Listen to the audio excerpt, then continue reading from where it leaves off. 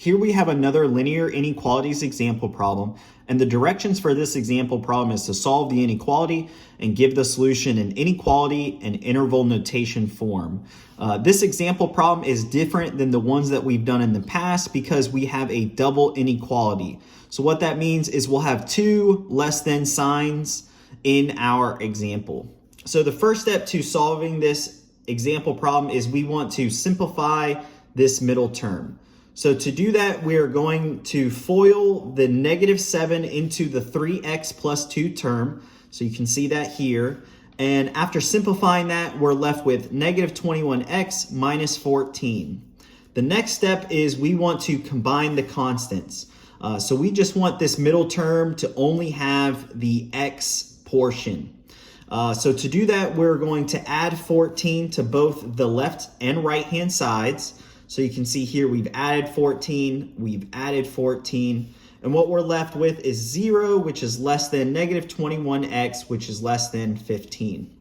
The next step is we want to simplify the x term or to just get this x term by itself. So to do that, we're going to divide by -21.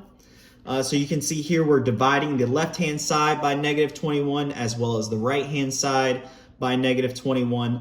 When dividing by a negative term, your signs are going to flip.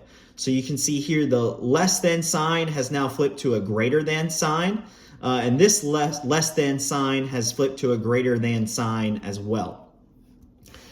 So here we did a little bit more simplifying with the right-hand term, which is -15 over 21 can be reduced to -5 over 7. And this is our resultant. So we have 0 is greater than x, which is greater than -5 over 7. Or we can rewrite this in a different form, which is -5 over 7, which is less than x, which is less than 0.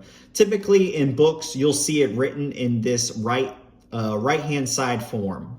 So the last step to solving this example problem is we want to write it in inequality and interval notation form. So you can see here, this is our inequality form. We have -5 over 7, which is less than x, which is less than 0. And then our interval notation form is going to be -5 over 7, comma 0 with parentheses on both sides. The parentheses is because our inequality is a less than sign, and so we're going to have these parentheses around both of the terms.